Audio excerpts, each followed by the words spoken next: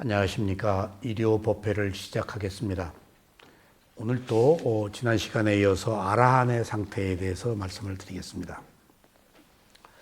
아라한은 붓다의 또 다른 이름입니다. 탐욕성냄 어리석음에 번뇌가 불탄 사람, 그래서 윤회가 끝난 분, 무상고무하라라서 집착이 끊어진 분, 그래서 지고의 행복을 얻으신 분. 붓다는 아라한이면서도 기존의 아라한과 다른 것은 스스로 깨달음을 얻은 자가 붓다고, 또 위 없는 깨달음을 얻은 자가 붓다십니다. 근데 아라한은 스스로 깨달음을 얻지 못하고 붓다에 의해서 가르침을 받고 깨달음을 얻고, 또 위 없는 깨달음을 얻지 못하고 자기 존재에 대한 특성인 무상고무를 알아서 집착이 끊어져서 윤회가 끝난 분입니다. 그러니까 윤회가 끝난다는 것에 있어서는 똑같습니다. 그래서 붓다도 아라한이라고 그래요. 근데 붓다와 아라한의 사이에 또 한 분이 계십니다. 벽지불. 벽지불은 어떤 분인가? 빠제가 붓다라고 그래요. 그러면은 12연기의 원인과 결과를 알아서 스스로 깨달음을 얻어요. 근데 위 없는 깨달음을 얻지를 못해요. 그게 붓다와 달라요. 그리고 탐진치가 소멸한 것은 똑같아요. 근데 벽지불이 있는 시대에는 태평성대예요. 벽지불은 위 없는 깨달음을 얻지 못했기 때문에 전법을 안 펴요. 근데 벽지불이 있는 시대에는 삼마삼붓다 정등각이 나오지를 못해요. 비켜줘야 돼요. 태양이 하나 이어야 되듯이. 그래서 얼마나 많은 벽지불이 왔는지는 몰라요. 근데 그 벽지불은 보이지 않는 곳에서 인류를 위해서 많이 그 도움을 주신다고 그래요. 근데 그 시대는 평온한 시대여서 애써 혼란한 시대가 아니라서 붓다가 필요 없는 시대이기 때문에 그런 거예요. 그러면 가장 위대한 정등각자 붓다가 출현하는 시대는 언젠가? 혼란한 시대예요. 괴로움이 있는 시대. 그때 붓다가 출현해요. 그러니까 춘추시대에 공자, 전국시대에 맹자가 나오듯이 난세의 영웅이 난다고 하는 것처럼 붓다가 출현한 이 시대는 혼란의 시대예요. 그래서 붓다가 그 혼란 속에서 괴로움을 해결해서 행복을 얻도록 선지자가 출현을 하시는 거예요. 그래서 그 선지자의 이야기를 듣고 아라한이 된 자를 성문, 들어서 아는 자라고 해서 사리불, 목련존자, 그 이후에 수많은 아라한들은 전부 붓다가 아니면 깨달음을 못 얻어요. 그러니까 우리가 한 가지 여기서 주목할 것은 나 혼자 수행했다, 내가 안다 라고 하면 안 돼요.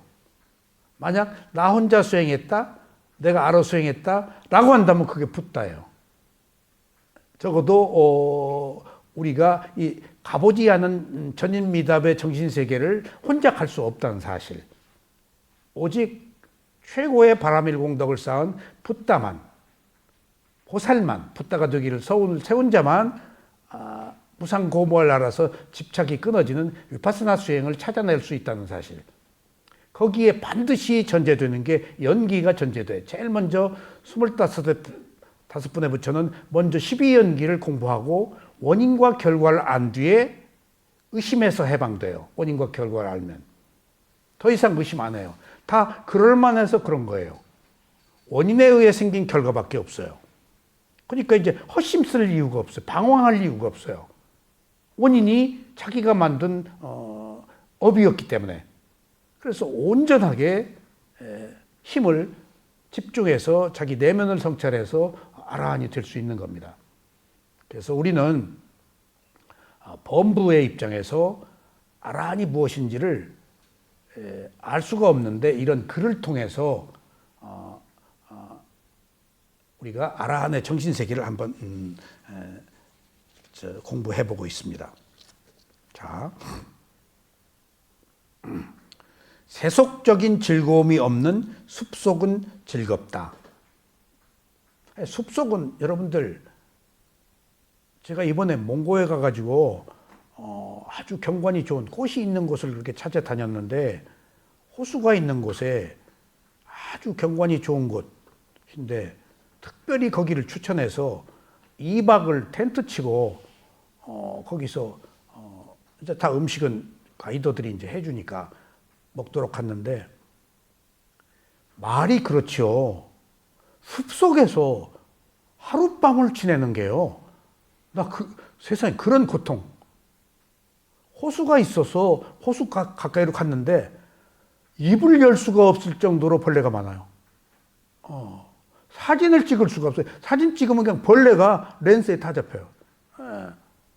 그게 조금 우회에 있는 산 능성이에 숲속에 텐트를 쳤는데 물컷 그냥 모기 뭐 이런 것들이 긁느라고 잠을 잘 수가 없었어요. 물컷 물린 약도 안 가지고 갔네. 뜬 눈으로 밤을 새울 정도였어요. 숲속이 이렇게 고통스러운 것을. 그래가지고 도저히 이게 안 되겠다 해가지고 스케줄을 바꿔서 숙소가 있는 곳으로 가자. 그러니까 멀잖아요. 가자. 그랬더니 이제 그 스마트폰이 터지지가 않으니까 그래서 우리가 페이 오늘 그 경비를 다 새롭게 숙소 하는 거 페이를 할 테니까 해달라. 너무나 하룻밤이 그 고통스러워서 이 사람이 핸드폰이 터지는 가이드들이 나가가지고 간신히 숙소를 구했어요. 게르인데 그게 다 예약이 돼 있어요. 그러니까 한 방에 게르 하나에 둘이 자는데 이제 뭐 없으니까 뭐 몇 명이 그렇게 해서 숙소를 해결했죠. 그러니까 우리가 생각하는 지금 이 숲이 아름다운 것처럼 보이지만은 숲속이라는 게 제가 미얀마 마시라는 그 양곤 도심 한가운데에 있는 좋은 시설에서 수행하다가 거긴 개인 모기장이 있어요. 저 빈민가인 쇠오민으로 가서 3년간 수행을 할 때 거기가 모기장도 안 줘요. 모기장 안 줘요. 그리고 물컷이요. 얼마나 많은지. 하여튼. 그러니까 외국인들을 그렇게 안 받아줬던 거예요. 내가 몇 년을 요청하다가 몇 년 만에 거기 승낙받아서 쇠오민을 갔거든요. 한 번은 수행하다가 이렇게 보니까 뭐가 따끔해서 보니까 그 가까이에 늪이 있어요. 미나리강 같은데, 그 미나리강에서 그 미얀마 사람들이 먹는 우리나라와 다른 미나리 그 야채가 있더라고요. 항상 베고 또 베고 그러더라고요. 거기서 거머리가 와가지고 내 발 피를 뺐는데 그 피가 흥건한 거예요. 이렇게 와가지고 몰랐어요. 이렇게 보니까 빈대에 또 물려가지고 내가 어디 잠깐 나갔다 와서 그 가게에 가서 한국에 전화한다고 하다가 가게 의자에 앉아 있었어요. 빈대가 얼마 뜬 모양이에요. 그 와가지고 빈대 물렸는데 한 군데만 물린 게 아니고 여러 군데를 물더만. 근데 내 방하고 옆방 사이에 작은 구멍이 있었어요. 왜 그런 구멍이 있는지. 근데 빈대가 접은지 제가 알았어요. 미얀마말 접어라 그러더라고. 내가 이렇게 보니까 가려워요. 근데 접어 그러더라고. 내가 접어 걸린 거 이제 미얀마 스님들이 봤네. 근데 그 이튿날 미얀마 스님이 나도 접어 물렸대. 펴줘. 내 방에서 간 거야. 그러니까 여기 지금 새 속에 즐거움이 없는 숲속은 즐겁다라고 그랬는데 새 속에 즐거움이 없는 숲속은 괴롭습니다. 근데 이제 이런 것 있다 그래요. 그 옛날 경전 기록을 보면은 숲속에 살잖아요. 비구들이 모기장 비슷한 것을 걸망에서 이렇게 메고 다닌대요. 숲속에 살기 때문에. 그런 귀절이 나오더라고. 그러니까 이 숲속이라고 그래서 여러분들이 그건 그 곤충 벌레 세계이지 인간이 사는 세계는 아니에요. 그 속에서 옛날 구도자들이 수행을 했어요. 그러다가 이제 동굴로 가고 우기 때는 어쨌든지 숲속은 새속에 즐거움이 없는 숲속은 즐거움이 없지만 즐겁다. 번뇌가 없는 자이기 때문에 즐거운 거예요. 그런 것들을 다 극복했으니까. 그래서 탐진치가 없어서 새속에 아무 관련이 없는 자가 번뇌가 없는 자예요.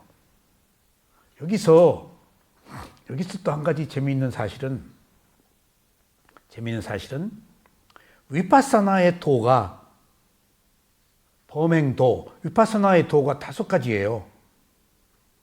위파사나의 도가. 개정의 중에서 8가지가 아니고 5가지예요. 위파사나 도가. 그럼 뭘까요? 정견, 정사요. 그 다음에 뭘까요?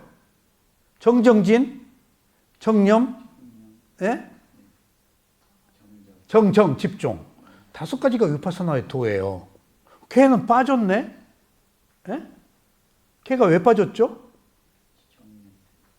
알아차림이 있어서 정업, 정명을 커버하는 거예요. 그 말은 개정회가 엄연히 8정도인데 위파사나의 도는 5가지라고 하는 것은 5가지 도 안에 바른 알아차림이 있는데 바른 알아차림이 계율을 수용하기 때문에 바른 말, 바른 행위, 바른 직업을 수용하기 때문에 그러면은요 왜 8가지라고 안 하고 굳이 개를 빼고 5가지라고 했을까요? 이걸 우리가 잘 몰라요. 여기서 개의 위험이 있는 거예요. 개의 위험이. 개는 도덕이잖아요. 청정함. 막아서 보호하는 건데 개는 그것으로 그치질 않아요. 개를 지키지 않는 사람을 배척해요. 처단하고. 이것이 구도에서는 있어서는 안 돼요. 계율은 막아서 보호하는 것으로 필요한데 계율을 주장하면은 반계율적인 것을 배척하기 때문에 구도의 길이 성립이 되질 않아요. 계율은 수단으로 삼고 목표로 삼지 말라는 의미로 계가 있으면서도 계율을 알아차림으로 바꾸어서 얘기하는 거예요. 그래서 우리가 계율 그러는데 계율이 수단이고 목표가 아니라는 이야기가 불교에서도 사실은 크게 밝혀지지 않았지만은 중요하게 작용을 해요. 그것을 제가 어떻게 알았는가 하면은 불교의 계율이 완성되는 시기가 20년 걸렸대요. 그러니까 부처님이 안 한다가 비구니 제도 만들자 3번이나 요청했는데도 거절하지 않은 것은 비구니가 아직 독립된 그 계단으로서 존재할 수가 없는 시대적인 배경, 사회상 브라흐만들, 크샤트리아 왕족들 다 여자들이 숲속에 들어가서 어떻게 사냐고요? 강간당하는데? 예. 지금도 인도 강간당하잖아요. 도둑들에 의해서. 그리고 인도 사회가 용납을 못하는 거예요. 그게 여자들이 구도를. 그러면 비구 자체도 존립하기가 힘들어요. 비구도 밥 안 줘요. 이제 민중들이 배척하면은. 그러니까 우리가 계율이란 문제를 간단하게 생각할 게 아니고 조금 어느 정도 이렇게 그 중도적 관점에서 수용할 수밖에, 조금 그 비계율적인 것이라도 수용할 수밖에 없는 현실적 사회의 문제를 제가 엊그제 옹달샘에 글을 썼어요. 옹달샘에 야차에 대해서. 근데 거기서 이제 도덕적인 사람, 그리고 원리 연축에서 벗어난 사람, 그런 사람이 완전한 도덕적인 사람이 권력을 잡으면 아주 폭력 사회로 바뀐대요. 사람들은 도덕적이지 않잖아요. 도덕을 기준으로 비도덕적인 것을 탄압할 수밖에 없대요. 그 기치를 정의라는 이름으로 내세워서. 그러니까 안 좋다는 거예요, 그게. 제가 그것을 의문을 어디서 품었는가 하면은 역대 인류사의 위대한 지도자들 있잖아요. 예를 들면 조조가 승상이 되고 정권 잡기 전에 비인간적인 행위를 보여요. 딱 조조가 이거 참신한 인간이 아니네. 그러니까 그것을 본 사람, 제가 거기에 꽂혀 있어요. 조조는 나쁜 놈, 인간적이 아니었어. 그런데 잡았잖아요. 정권을. 그리고 한 시대를 풍미했잖아요. 그럼 우리가 요구하는 한 인간의 바른 면모, 그 사람이 과연 정권을 잡을 수 있었을까? 정권을 잡아가지고 지도할 수 있었을까? 하는 문제에 있어서는 또 별개라고. 그러니까 마키아벨리가 부정적인 의미에서가 아니고 어느 한 측면은 또 그런 사람이 세상을 주도해서 살 수밖에 없는 것이 또한 세속이구나, 현실이구나 하는 것들을 또 우리가 일면 수용하지 않을 수가 없더라고요. 우리는 그러니까 흑백 논리로 나쁜 놈이니까 넌 안 돼 라고 말하지만은 실제로 부처님이 세속의 그런 문제까지도 일견, 도덕적인 문제가 수단이어야 된다라는 것들은 그런 것들을 다 포용할 때 그때 그 있는 그대로 받아들이는 그 마인드 정신 상태가 출세관을 여는구나. 세속 없는 출세관이 없으니까. 출세관이라는 것은 선악이 없잖아요. 세속에서는 우리가 선악이 있고, 그러니까 이런 그 불협화음, 어떤 그 상이한 어떤 그 조건들, 이런 것들을 놓고 볼 때 우리가 세속의 문제에 대해서 지나치게 흑백 논리로 옳다 그르다 할 필요가 없구나. 결국 출세관으로 가기 위해서는. 하는 것들을 큰 시각에서 놓고 보니까 불교가 모든 것들을 수용할 수 있는 게 세속의 속죄와 출세관의 진죄가 함께 있는 것. 이것만이 해탈의 자유를 얻을 수 있는 길이구나 하는 걸 느껴요. 그래서 세속적으로 비인간적인 것, 이놈의 인간이 도저히 이럴 수가 있어? 라고 하는 사람을 몰라서 그랬지. 세속은 원래 그런 거니까. 그리고 여기서 결정적으로 제가 이해할 수 있는 게 어차피 세속은 업의 지배를 받는 시대잖아요. 출세관 업이 없어져 버리고. 그러니까 악업이 많은 시대에서는 악업이 횡행하기 마련인 거예요. 그걸 어떻게 하냐고요, 누가. 출세관의 힘으로 못 막아요. 세속의 힘은 세속의 질서로 가고 있기 때문에. 그런 점에 있어서 제가 세속을 이해하는데 한결 조금 부드러워졌어요. 허용을 해요, 요새. 미운 사람이 있어도 몰라서 그랬어. 그 사람도 어쩌지 못해서 그랬어. 그 사람도 배역이니까.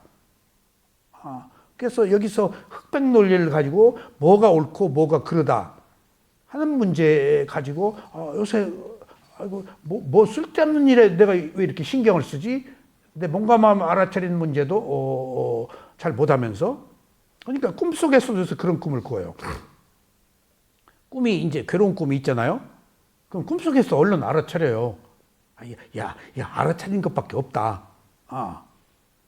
그리고 또 악몽을 꾸다가 깨어요. 그러면 깨어나서 얼른 호흡부터 봐요. 그러니까 그런 것들이 조금 더 많이 잠재되어 가는 것 같아요. 알아차림만이 유일한 것이구나. 현재로 와서 몸과 마음을 보는 것이 우선은 몸과 마음의 호흡이거든. 이거 붙잡아야 출세관이구나. 이거 붙잡아야 내가 옳다 그르다에서부터 벗어날 수 있구나. 어떤 편견, 선입관으로부터. 이것밖에 없네. 이게 손오공 여의봉이고 조자룡 헝칼거 같은 거구나. 이것밖에 없네. 이게 붓다의 가르침이구나 하는 걸 느껴요. 그러니까 그런 것들이 막연하게 수행의 필요성을 이야기하다가 내가 자다가 일어나서도 안 좋은 꿈이었으면 얼른 알아차리고 호흡 봐. 이제 무엇이 진정 필요한 것이고 무엇이 내가 괴로움을 해결하는데 유익한 것이구나 하는 것을 내가 조금씩 더 가까이 알아가는구나 하는 걸 내가 느껴요. 수행이 좋은지 알죠. 말로는 다 좋죠. 근데 그걸 얼마나 실천하느냐 하는 문제가 있잖아요. 그래서 우리가 생각으로 하는 것은 실천을 못해요. 생각으로 하는 것은 생각이기 때문에. 그러면은 지혜로 알았어요. 지혜로 알아도 다 실천 못해요. 지혜의 단계가 많기 때문에. 그러면 또 지혜로 알았어도 실천을 못하는 것은 또 무슨 이유 때문일까요? 지혜가 낮는데, 예, 공덕이 부족하기 때문이에요. 공덕이 부족하면은 지혜도 한계가 있기 때문에 아직 높은 단계에 완성된 지혜는 아니잖아요. 공덕이 계속 밀어줘야 돼요. 공덕이 계속 밀어줘야 돼요. 그러니까 공덕이 부족해서 지혜가 낮아도 수행을 못하는 거예요. 공덕이 있어도 또 계속 수행을 못하는 이유는 뭘까요? 자기가 원하지 않아서 그래요. 예. 제가 뺐다. 아기 공부하면서 알았어요. 엄마 악귀하고 아들 악귀 둘이는 부처님 법문 듣고 악귀에서 벗어났어요. 도가를 얻었어요. 근데 어린애, 아기, 엄마 아기 품에 안은 어린애는 못 벗어났어요. 왜 그런가 봤더니 얘는 의도가 없었어. 벗어나려는 의도가. 그러니까 아무리 뭐 해도 본인의 의도가 있느냐 없느냐. 그러니까 지혜가 있고 공덕이 있어도 아직 의도가 부족하면 안 되는 거야. 그러니까 때가 필요한 거야. 예. 때가 필요한 거예요. 그 의도가 뭐죠? 이게 제일 중요해요. 의도가 업이에요. 업이 성숙되었느냐. 업이 성숙되었느냐. 그러면은 자, 생각으로도 안 돼. 지혜로도 안 돼. 공덕으로도 안 돼.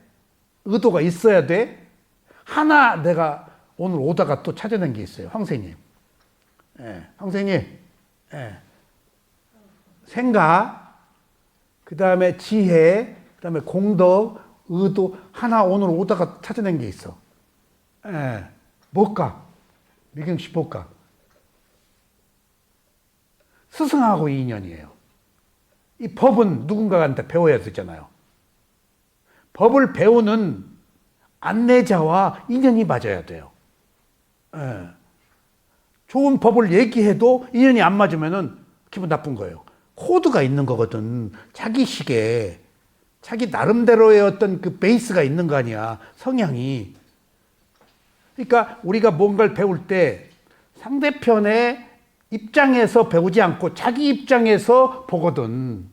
나 빼고 절로 가야 되는데 내가 이 구멍으로 저걸 보거든. 누구나.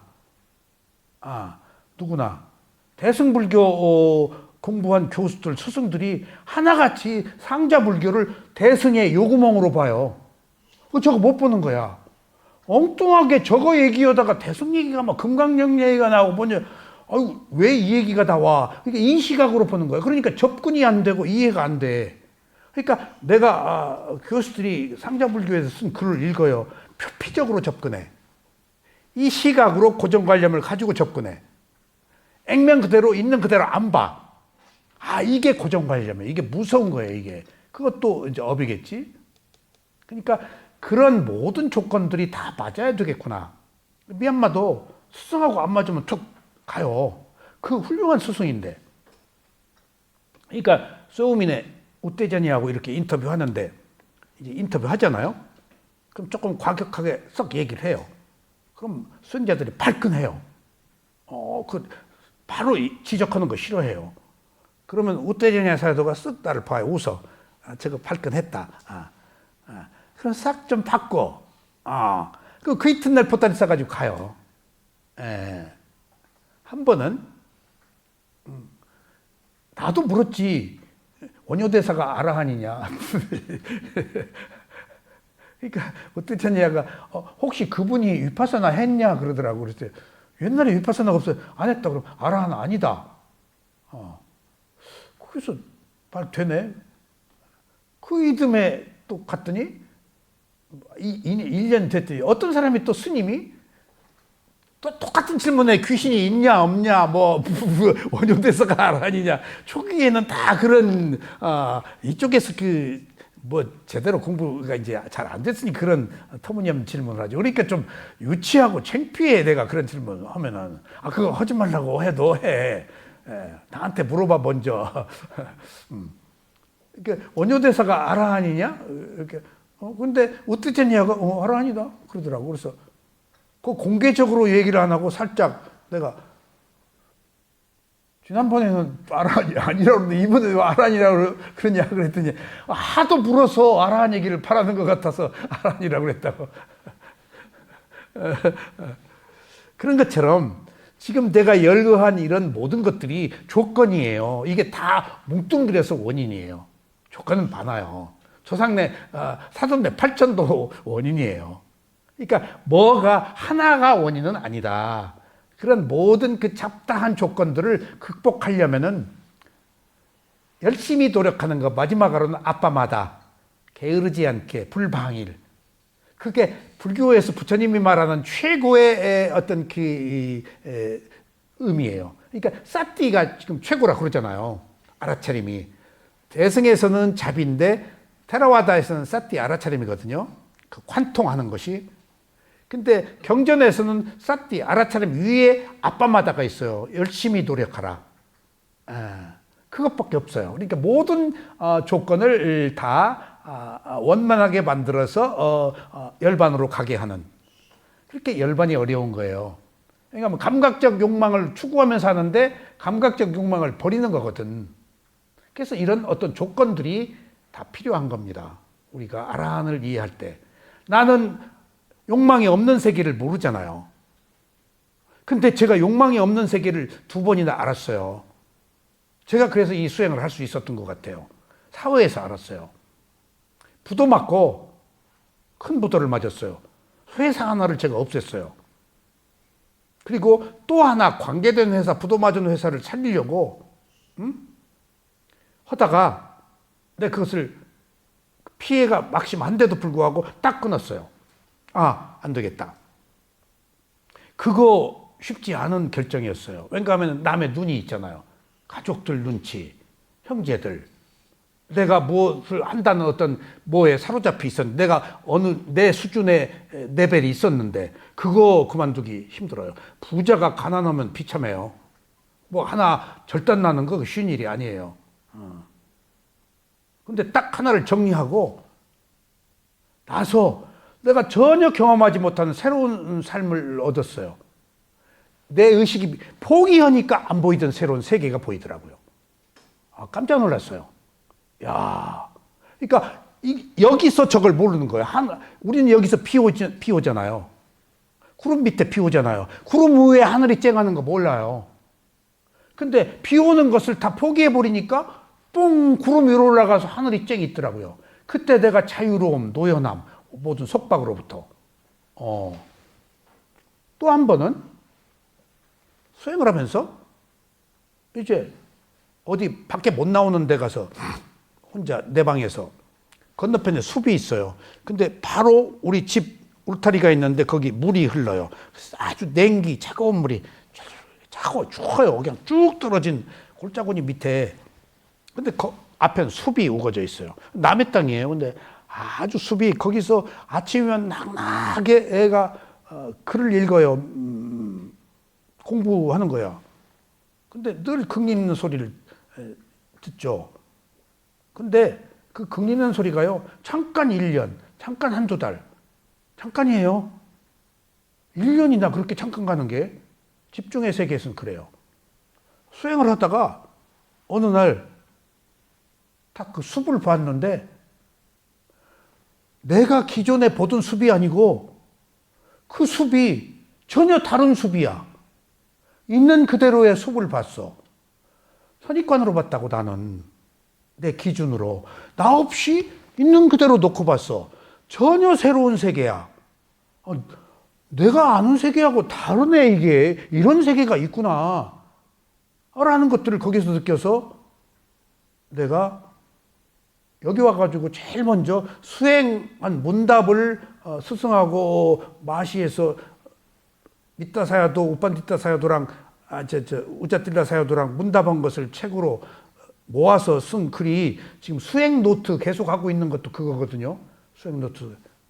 거기에 제일 처음에 쓴 글이 보니 거기 세상이 있다예요. 제목이. 너무 강렬해서 내가 아는 세상과 다른 세상이 있구나. 내가 한번 부도 맞고 내 사업 하나를 절구대고 나중에는 내가 얻은 거 몇 개 다 정리하고 몇 마가 수행했어요. 그런 그 굴절들이 있었어요. 포기하니까 보이는 거예요. 집착 끊어지고.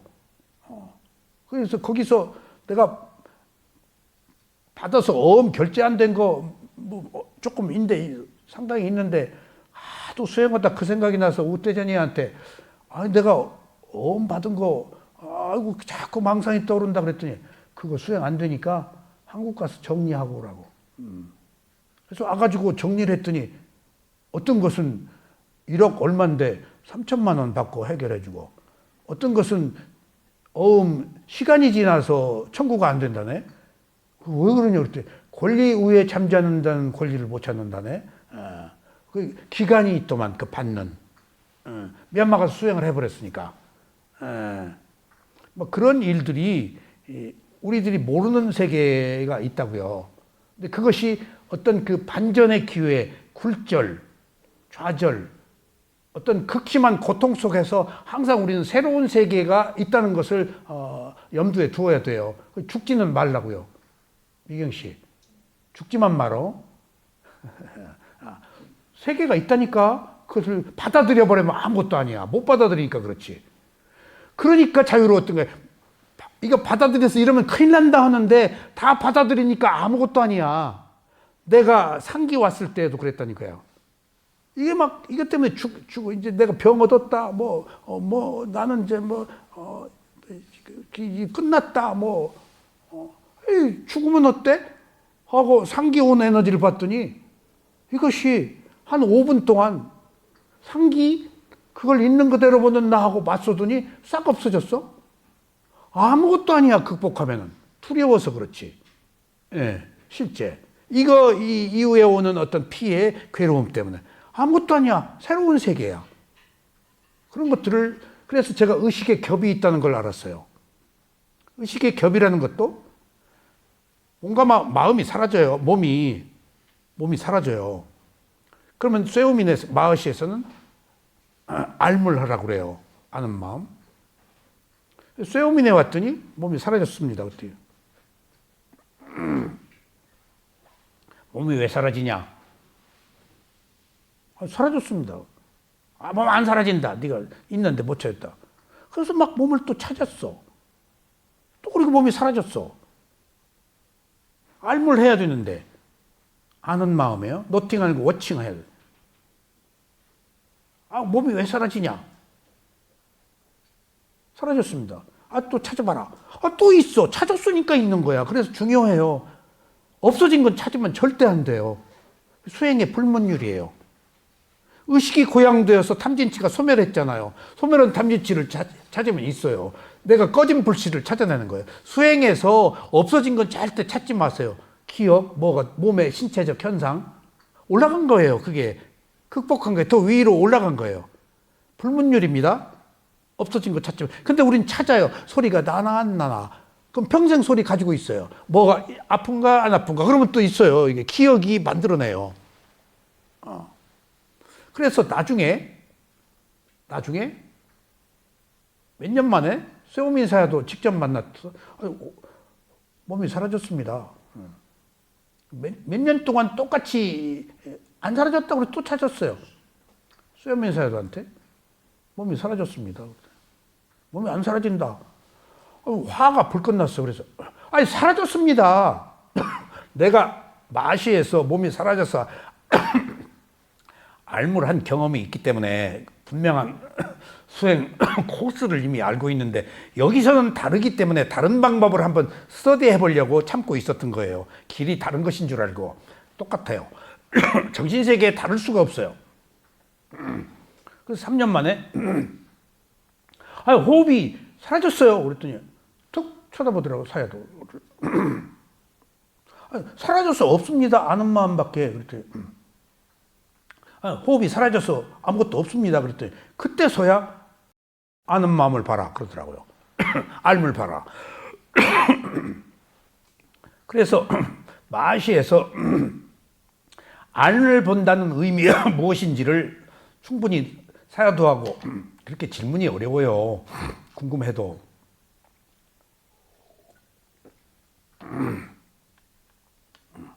그게 너무 오랫동안 거기에 매 있었기 때문에 아는 마음을 보래. 그래서 내가 얼른 아는 마음을 어떻게 봅니까? 나는 보기는 했었는데 어떻게 보라고 얘기해 주기는 어렵다고. 이게 마음이 비물질이라서. 아는 마음을 어떻게 봅니까? 그랬더니 거기서 너무나 마음을 새로 대라. 아는 마음을 보려고. 마음은 비물질에서 아는 마음을 보려고 그냥 보여지는 게 아니야. 마음을 새로 내야 봐. 여기서 같은 마음이 아니라는 사실을 쨍 묻으라고. 그렇지, 마음은 같은 마음이 아니지. 새로 내야 되는구나. 거기서 일종의 가려져 있는 비밀을 마음을 새로 내지 않아서 새로 내라 하면 그게 코드야. 그래서 거기서 집요하게, 그래서 스승들이 저를 싫어할 수도 있어요. 나 집요하게 물어보거든. 마음을 어떻게 새로 냅니까? 그때 나중에 생긴 마음이 먼저 있는 걸 봐라. 그래. 거기서 내가 찌따노빠사나 마음에 대한 어떤 완결편의 그 메시지를 들은 거예요. 새로 된다? 새로 어떻게 돼?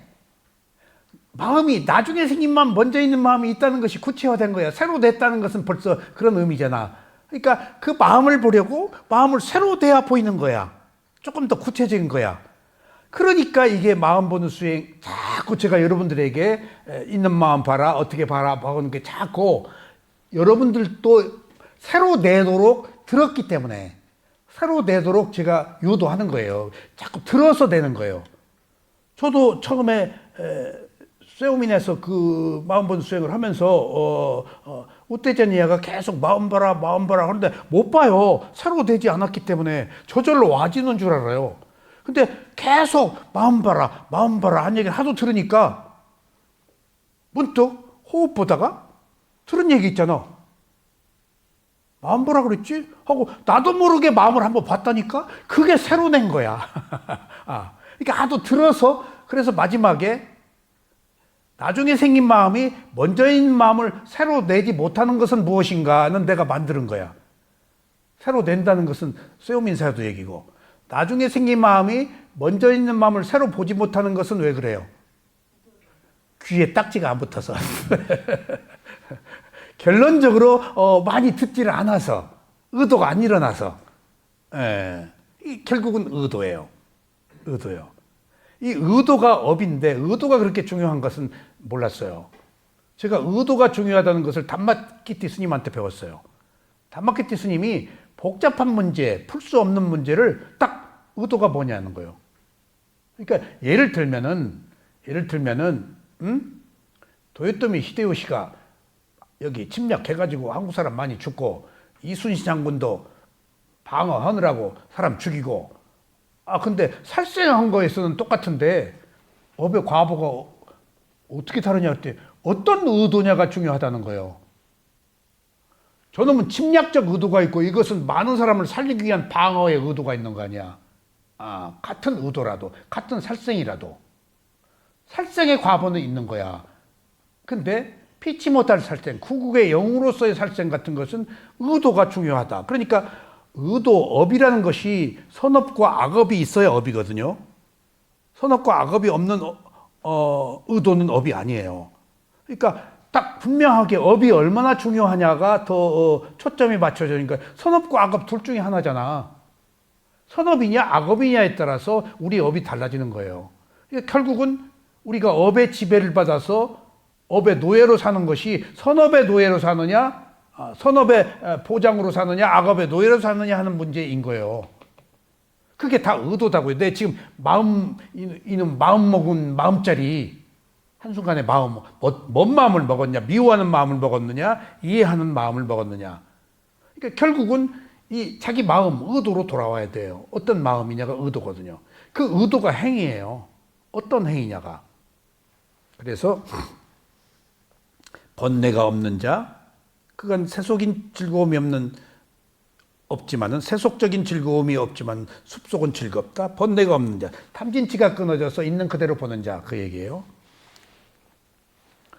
그는 그곳에서 즐겁게 지낸다. 왜냐하면 그는 감각적 즐거움을 찾지 않기 때문에. 감각적 욕망, 감각적 욕망, 오용락. 근데 여기서 말하는 오용락하고 부처님의 오용락하고 다르죠. 여기서 말하는 오용락은 뭐죠? 사전에 나와요. 재산욕, 수묘욕, 명예욕, 성욕, 이게 사전에 나와요. 오용락 하면 찾아보세요. 예.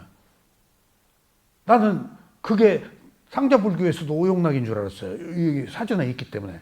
근데 아니라네. 상자불교의 오용락은 뭐지? 안입이 설, 신까지. 눈으로 볼 때 들어오는 욕망, 귀로 볼 때 들어오는 욕망, 코로. 그거 매우 정확한 거야. 그러니까 재산이다, 뭐 수명이다 하는 것은 2차적 감정이 유발되어 생긴 건데, 이 부처님의 오용락은 해탈을 얻으려면은 눈으로 들어올 때 그 감각적 욕망이 들어왔느냐, 있는 그대로 알아차려서 욕망이 못 들어오게 했느냐, 귀로 소리를 들을 때 욕망이 들어왔느냐, 안 들어왔느냐. 근데 이것을 눈으로 볼 때 욕망이 들어올 수도 있고 안 들어올 수도 있지. 5가지 문으로 5가지 감각 대상과 접촉해서 욕망이 들어오고 안 나간 것을 필터링 하는 게 뭘까? 알아차림이에요. 알아차림이에요. 이게 알아차림이 그렇게 위대하다는 거예요. 그럼 알아차림을 여기서는 뭐라 그럴까? 눈으로 대상을 볼 때 대상을 보는 눈을 지키는 뭐라고? 문직이다. 문직이다. 알아차림이. 예. 필터링 하는 게. 알아차림이 문을 지키고 있으면은 탐진치, 번뇌, 도둑이 못 들어온다. 근데 알아차림이 없을 때는 도둑이 들어와버려, 탐진치가. 그러면은 나는 누가 지배하는 사람으로 살아? 도둑이 나를 지배하는 사람이다. 내 고정관념이. 미경 씨는 누가 지배하고 살아? 탐진치가 지배해. 도둑놈이 지배해. 근데 조금 수행을 해서 요새는 좀. 그러니까 우리가 무지한 상태에서 알아차림이 없을 땐 습관, 본능으로 살잖아. 우리 습관은 탐진치라니까. 그래서 알아차림이 문을 지키는 문지기. 이게 주석서에서 나오는 말이에요. 그 다음에 또 하나 있다고 그랬죠? 알아차림이? 또 하나 있다고 그랬어요. 딱 2개가 나와요. 알아차림에 대해서. 문을 지키는 문지기, 또 하나는 물 위에 떠 있는 공처럼. 물 위에 떠 있는 공처럼이, 공이 물 위에 떠 있잖아요. 찰랑거리는 물 위에 흔들리면서 항상 자기 위치에서 어떤 상황에서도 공중으로 올라가지도 않고 물속으로 들어가고 항상 현재를 알아차린다는 거예요. 지금 물 위에 떠 있는 공처럼. 어떤 거에도 휩쓸리지 않고. 공이 물 위에 안 올라가잖아. 물속으로 안 들어가잖아. 현재에 머물러서 항상 있는 그대로 지켜본다는 거예요. 현재. 그것을 또 다른 말로는 물 위에 떠 있는 공처럼이라고 그래요. 알아차림이 2가지 의미인데, 효미 씨, 첫 번째는 뭐라고? 그것을 뭐라고? 문을 지키는 문지기. 또 하나는 물 위에 떠 있는 공처럼이 무슨 말이라고? 이게 좀 해석이 필요해요. 항상 현재에서 현상에 머물면서 있는 그대로 알아차리는 거예요. 항상 공은 물 위에 있으니까. 그러면 공중으로도 안 올라가고 물 밑으로도 안 올라가고. 에? 이 말이 맞는 것 같아요? 제가 이 말을 어느 화가한테서 들었어요. 내가 무슨 얘기하다가 물 위에 있는 공처럼 그랬더니 확선상 그게 무슨 말이냐. 여류화가예요. 이게 이렇듯이. 그거 멋있다. 그래서 선생님 어떻게 멋있어요? 그 공이 말이요. 찰랑거리는 물에 항상 현재에 머문다는 거예요. 그게. 맞습니다. 그게 공중으로도 안 올라가고 물속으로 안 내려간다는 얘기예요. 그게. 그래서 야, 도사가 또 세상에 또 많이 있네. 이걸 해석하는 도사가 정말이요. 그분이 일본을 이해시키는데 굉장히 도움이 됐어요. 일본에 대해서 남다른 식견을 가지고 계세요. 일본 사람들이 그 화가를 좋아하시더라고. 그림도 막 사가고.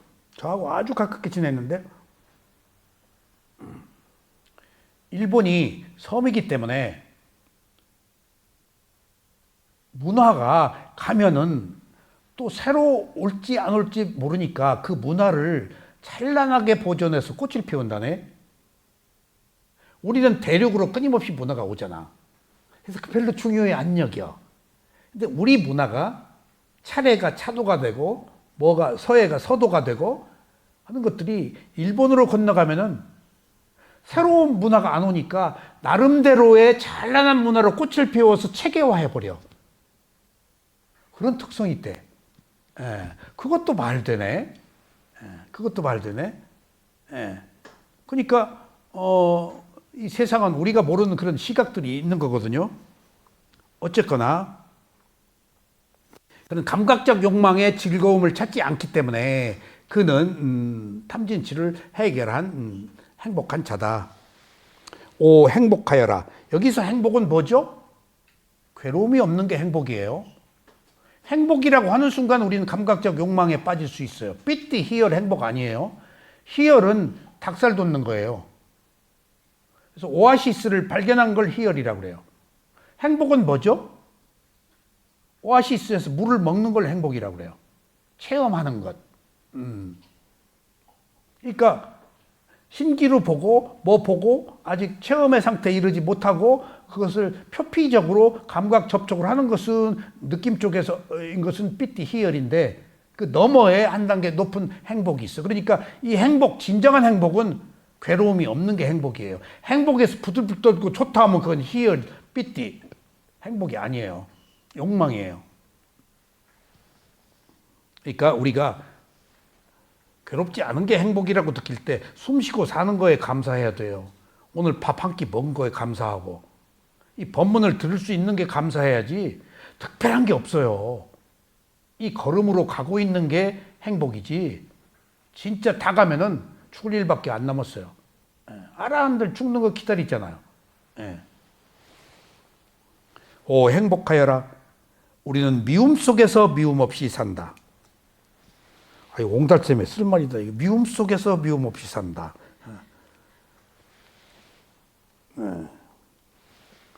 문야짜리님이 그런가? 미움 속에서 미움 없이 산다.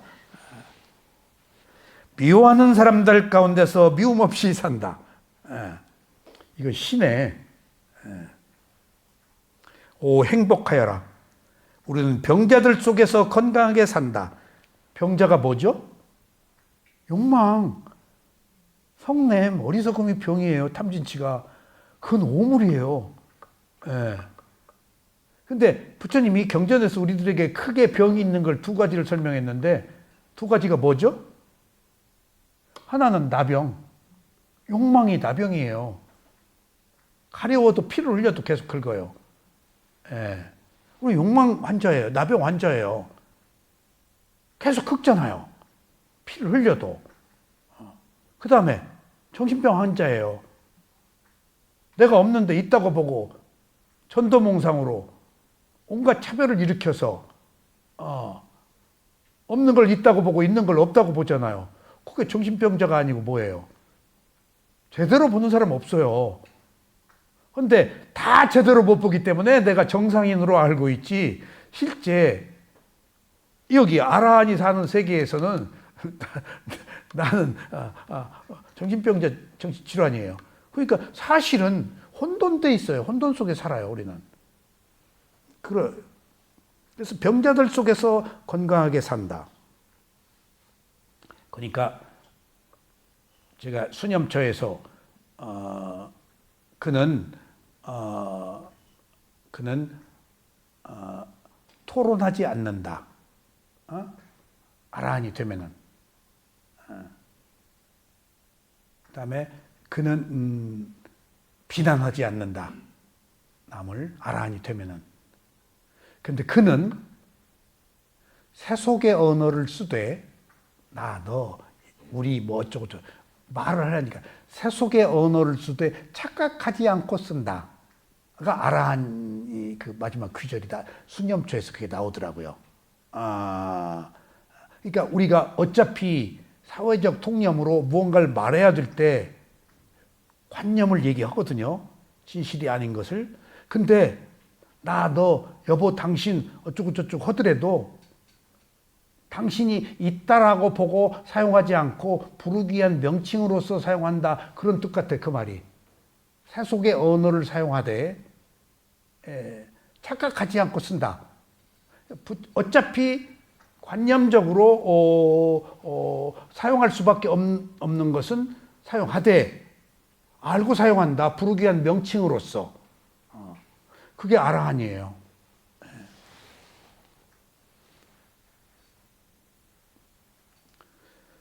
오 행복하여라. 우리는 감각적 욕망을 동경하는 사람들 속에서 그것에 대한 동경 없이 산다. 이게 감각적 욕망에 대한 동경이 뭐죠? 존재에 대한 가래예요. 좋은 곳에 태어나고 싶고 부자가 되고 싶고. 그러니까 가래는 보세요. 자, 눈이 대상을, 귀가 소리를, 코가 냄새를, 혀가 맛을, 몸이 접촉을 통해서 감각기관이 감각 대상과 접촉하는 건 1차 접촉이 일어나죠.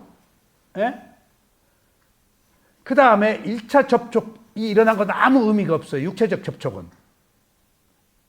눈이 대상을 보고 무엇이라고 알아도 이것을 아는 마음이 없으면 소용이 없어요.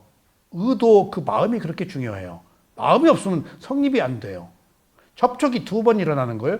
눈이 대상을 보고 한번 접촉했어.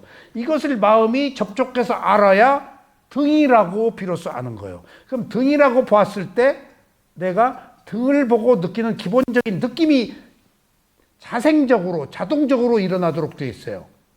뭐든지 볼 때 기본적으로 느낌의 필수 코스예요. 거절 못해요. 그 3가지 느낌이 첫째는 뭐라고요?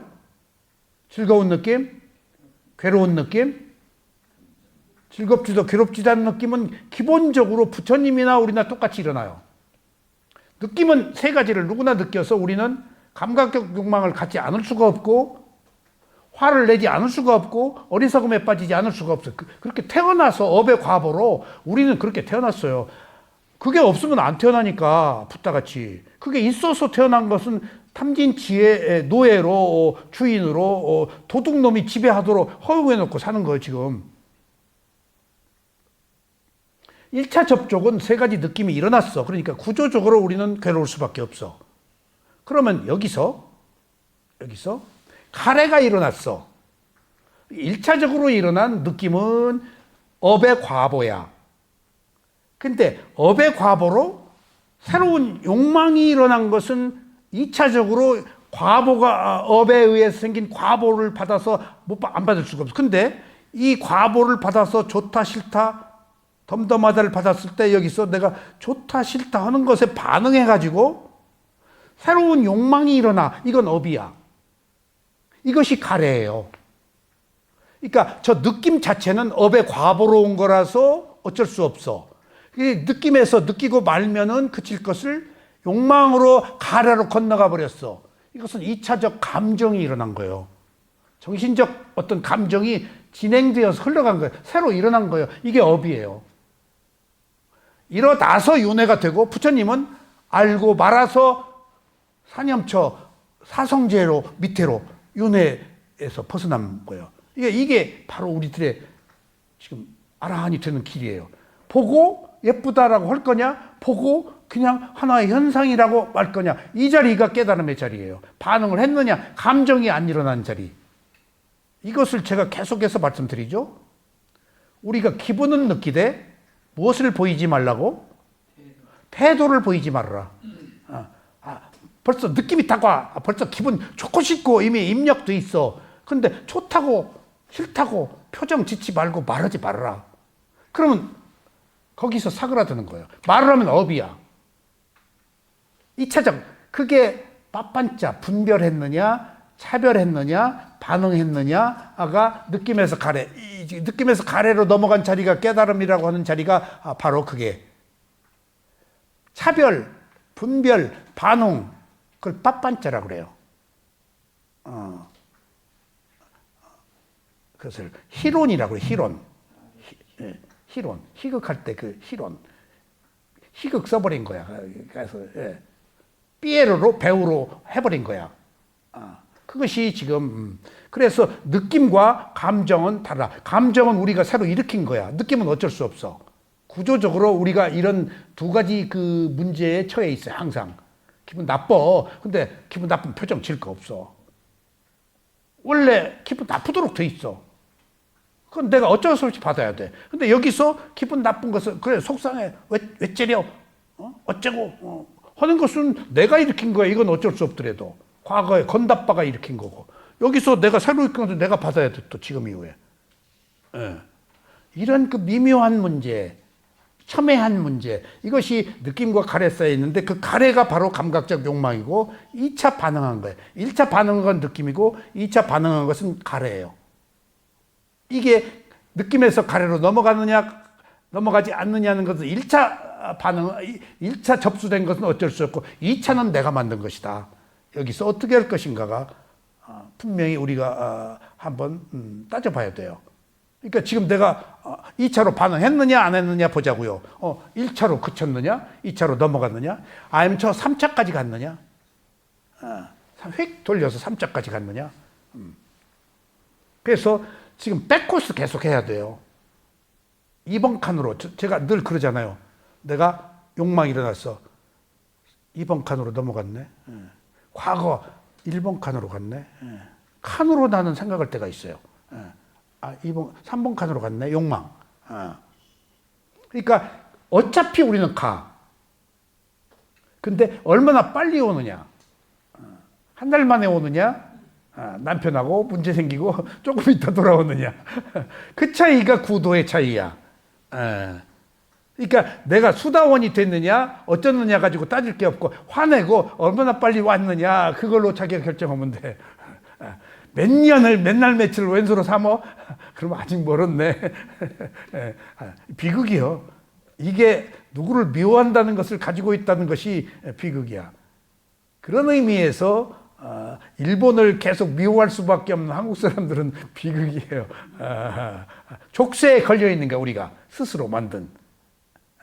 그러니까 그 민족주의다, 뭐 이슴, 이데올로기 이것이 가장 천박한 거예요. 어느 의미에서 어떤 그 수성, 집단을 그 형성하고 도모하는 데는 이게 가치가 무슨 철학이라든가 그게 아무 의미가 없어. 깨달으면 그게 장애야 다. 나 없는데 원래 무엇을 위해서 나를 강화해? 이렇게 세상과 달라요. 세각과 출세관이. 자,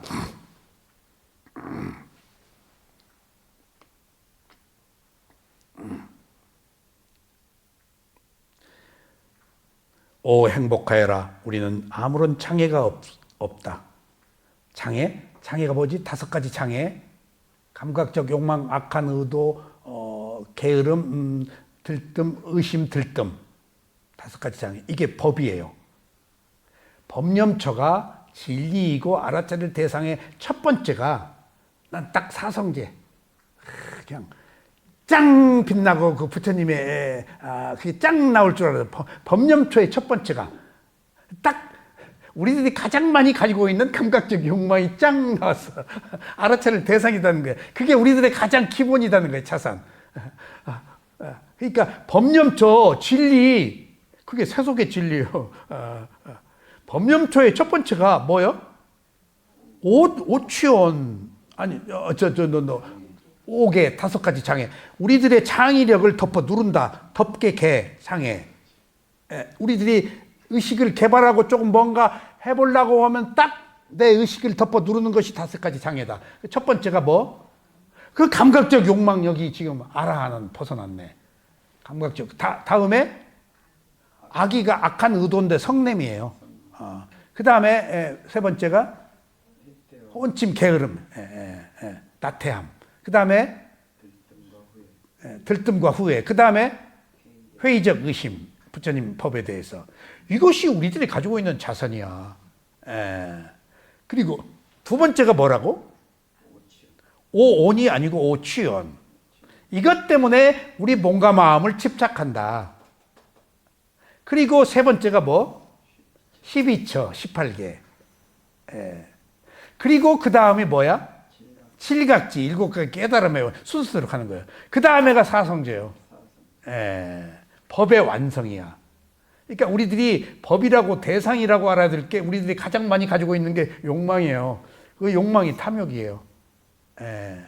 그러니까 누가 욕망을 꿀 바른 욕망을 아름다운 것을 근데 그 욕망 중에서도 하나 못 버리는 것이 있다. 무탐, 무진, 무친이 있어도 하나 못 버리는 것은 뭐다?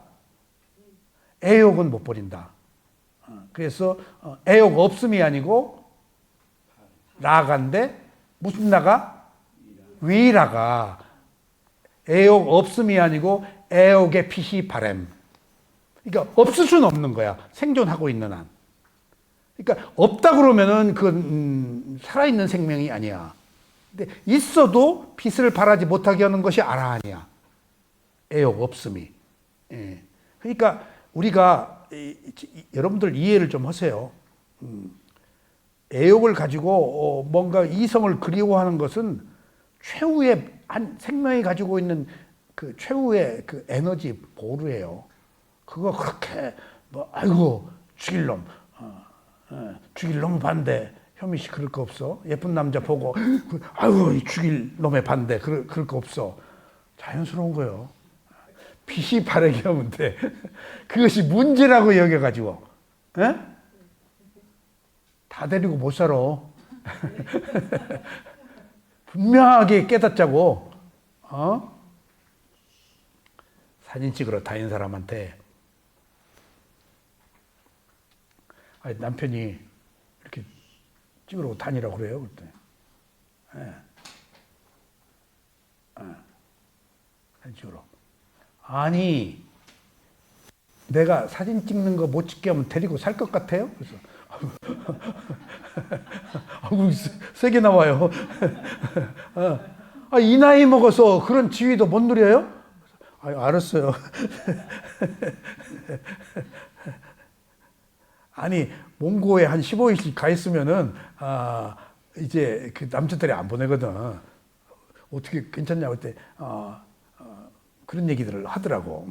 기사 다 자기 앞가림하고 사는구나. 그래서 장애가 없다. 장애가 없으니까 행복하지. 우리는 빛을 발하는 세계에서 신들처럼 기쁨을 주는 자. 우선 우리는 빛을 발하면서 사는 세상에서, 그러니까 이게 빛이 오라인데요. 오라, 후광. 욕계천상의 오라와 색계, 무색계 오라가 다 달라요. 그래서 제 오라는 마인드 컨트롤 하면서 배웠어요. 한 인간이 가지고 있는 오라가 다 있어요. 정말. 난 그래서 한때 사람이 죽으면은 난 그렇게 봤어요. 사람이 죽으면 다음 생은 자기 오라가 가지고 있는 그 세계로 즉각하는구나 하는 것을 그 마인드 컨트롤 하면서 느꼈어요. 왠가 하면은 악한 사람은 어떤 오라가 있을까? 검은 오라겠지. 예. 그 다음에 그 열혈 독립 투사는 어떤 오라가 있을까? 붉은 오라. 황 선생님 잘 알네. 선한 사람은 밝고 하얀 오라. 예. 그 나름대로의 빛이 있는데 내가 마인드 컨트롤에서 배운 바로는 한 인간의 오라가 몇 미터 간다고? 15m 간대요. 그럼 저 사람의 오라 15m, 30m에서 딱 느껴진대요. 그리고 그 재밌는 것들을 그때 많이 배웠어요. 난 거기서 신이 없다는, 정말 40년 전에 50년 전에 알프레도 모레노 신부님한테 마인드 컨트롤 배울 때요, 신에 관한 존재에 대한 세계를 정확하게 한 인간의 능력으로 모든 게 할 수 있다는 것을, 손끝에 이 오라가 있더라고요. 그래서 이거 이렇게 음식하면 오라가 전해져서 맛있는 거예요. 그러니까 엄마가 자식에게, 할머니가 손자에게 해주니 이 배 만져주면 낫는 게 오라가 전해지는 거예요. 우리가 이렇게 손으로 치료하는 것이 오라가 전해지는 거예요. 근데 한 가지 재밌는 것은 나뭇잎이 이렇게 있죠? 예? 그럼 그때 러시아에서 그 오라를 찍는 사진기가 있었다 그러더라고요. 직접 찍은 것을 거기서 봤어요. 그럼 나뭇잎이 이렇게 세 개의 뾰족한 잎이 있다고 그랬죠? 그럼 한쪽이 잎이 없어졌어요. 잘렸어. 그 사진을 찍었어. 한쪽에 없어진 잎 쪽에 오라가 그대로 있어요. 사진에. 그래서 우리가 거긴 빛이 없어야지. 이 나무 자체, 잎 자체가 그쪽에 오라를 가지고 있다는 거예요. 그때 또 내가 들은 이야기가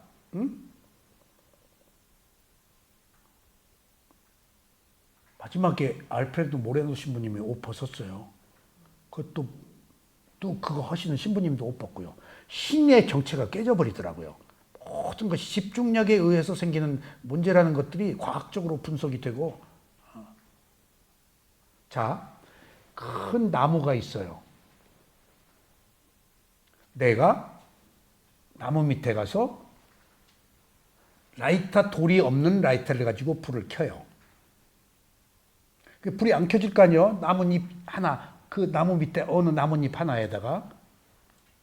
그때 나뭇잎의 감정을 측정하는 데이터를 연결해놔요. 그래서 종이에 그래프로 나와요.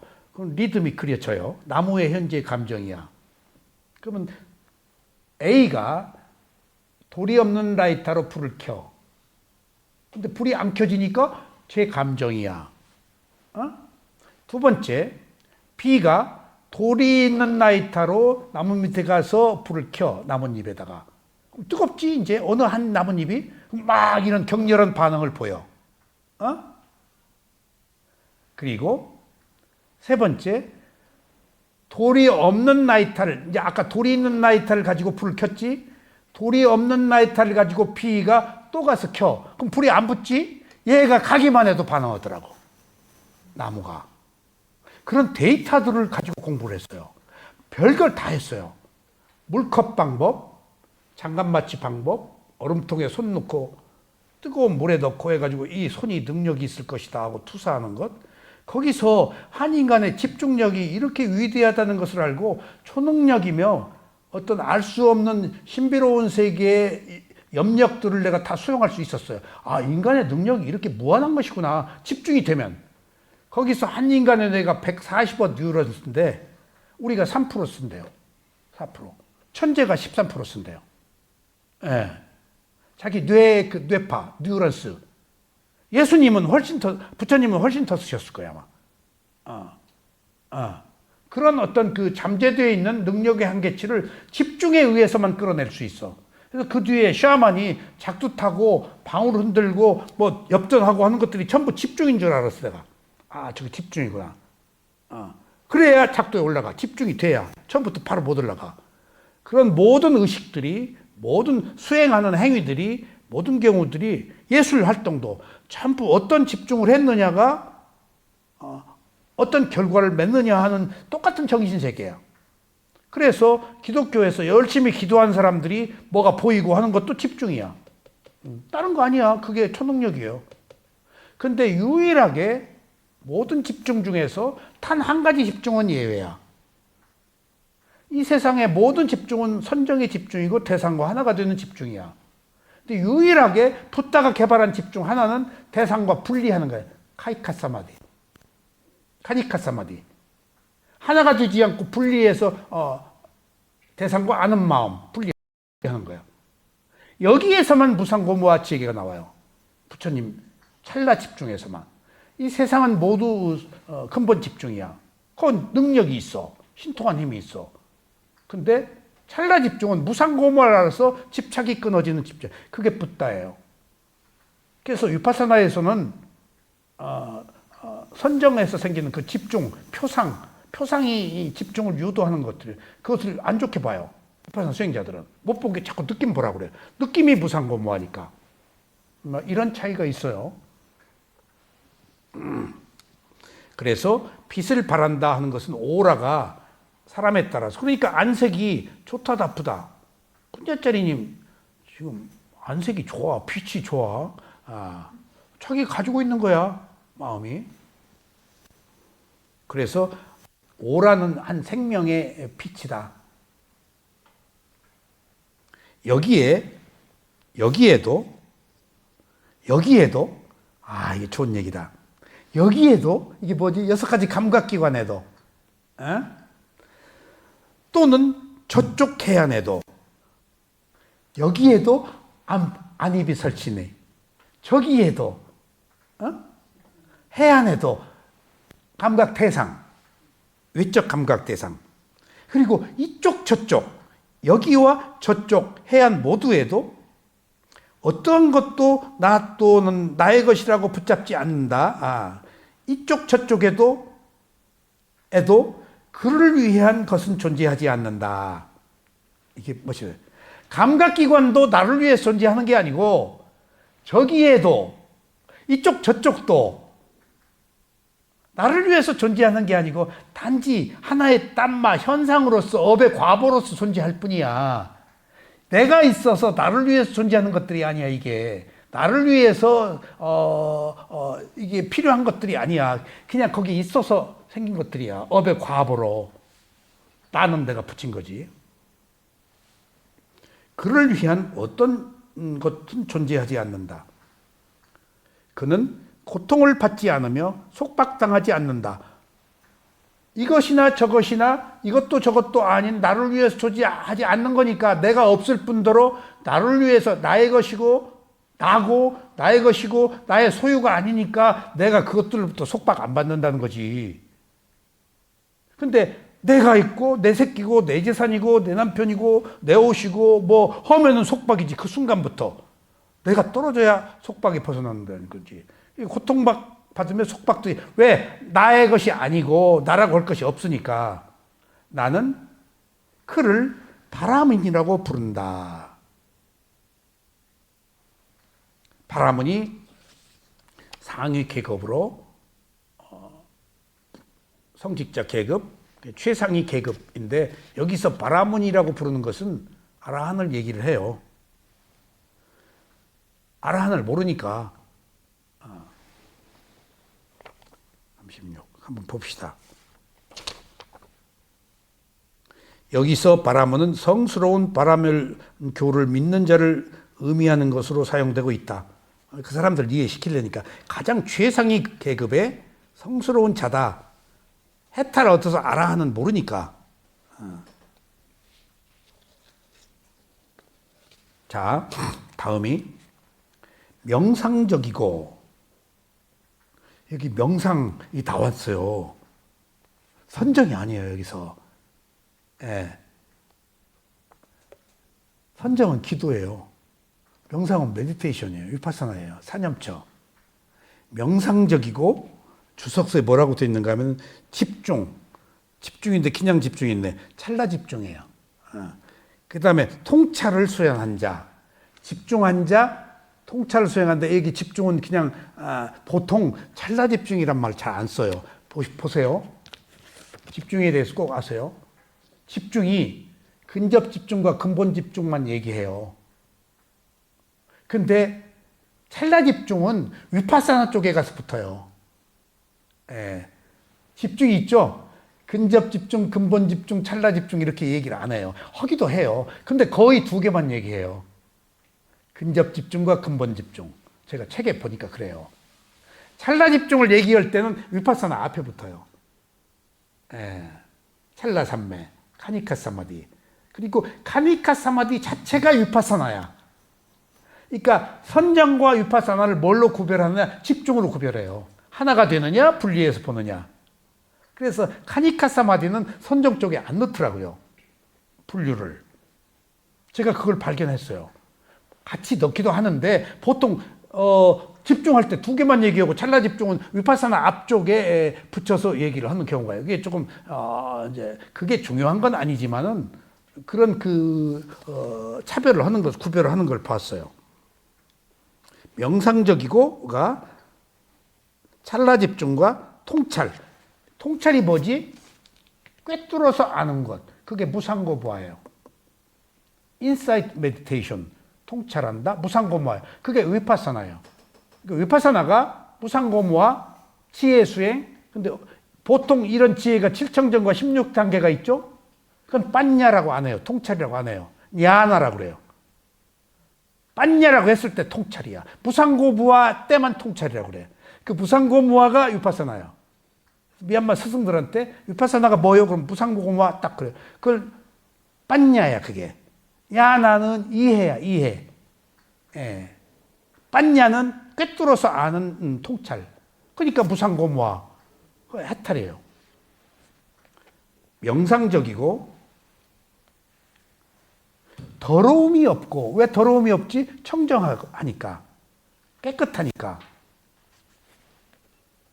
한적한 곳에 있는 자, 숲속에 사는 자란 말이에요. 그는 의무를 다하고 번뇌로부터 자유로운 자. 의무를 다하고, 의무를 다했어? 고진멸도 사성제를 다해서 번뇌로부터 자유로운 자. 기본적인 의무, 아라한의 의무는 사성제예요. 거기 물론 12연기는 포함되죠. 그는 의무를 다하고 번뇌로부터 자유로운 자. 최고의 목표를 얻은 자, 열반. 탐진치의 소멸. 지구의 행복을 얻은 자. 더 이상 태어남이 없는 자. 죽음을 기다리는 자. 어떻게 죽음을 기다려? 월급날을 기다리는 것처럼? 응? 그 지금 월급날을 기다리는 것 같네? 예? 남편 월급 받아와요? 예? 아라한의 수준이네. 여기 오신 분은 다 월급날 기다리고. 그래요? 그러니까 아라한이 죽으면 월급을 기다리는 것 같이 두려움으로 기다리는 게 아니고 환희에 찬 기쁨으로 이게 구차한 삶이 끝나는 것에 대해서 행복을 느낀다는 거예요. 사는 게 오물덩어리니까. 그런 의미에서 이 시대에 우리들에게 위대한 그 소위 말하면 감각을 깨우쳐주는 집단이 있어요. 오물풍선 보내는 사람들. 오물이 별 볼 일 없고 오물같이 살지 말라고 우리들이 현시해 주는 거예요. 오물같이 더럽게 살지 말라고. 지혜를 주는 거네. 그 지혜요. 그게 지혜요.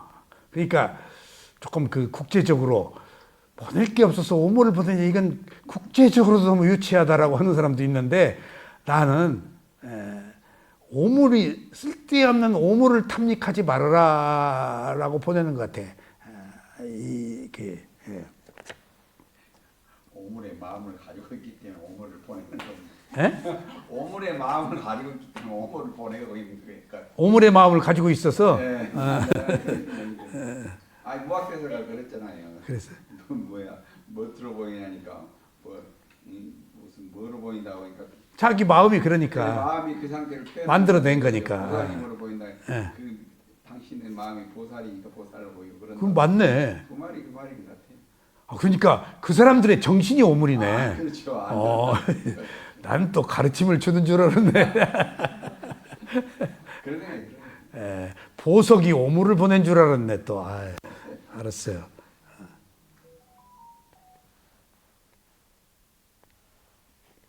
몸, 말 또는 마음으로 악한 것을 하지 않는 자. 이 세 가지는 악한 자, 나는 그를 바라문이라고, 이 세 가지를 억제한 자, 나는 그를 바라문이라고 부른다. 여기서 바라문은 이게 우리가 계속 얘기지만은 부처님이 대중들에게 법문을 할 때 지금 법구경 개송이거든요. 이게 삼축돼 있어요. 법구경 개송은 왜 이렇게 짤막짤막하다고요? 암송하라고. 옛날에는 문자를 못 쓰고 산문으로 하면 암송을 못 하니까 암송하기 쉽게 지금 문자를 만드는 거예요. 근데 부처님은 당시대 사람들을 이해시키기 위해서 당시대 언어를 썼는데 착각하지 않고 쓴 거예요. 여기서 바라문이라고, 그 바라문 이상은 모르니까 바라문이라고 하는데 실제로 깨달음을 얻는 비구들에게는 이게 아라한이라고 지금 시사하고 있는 거예요.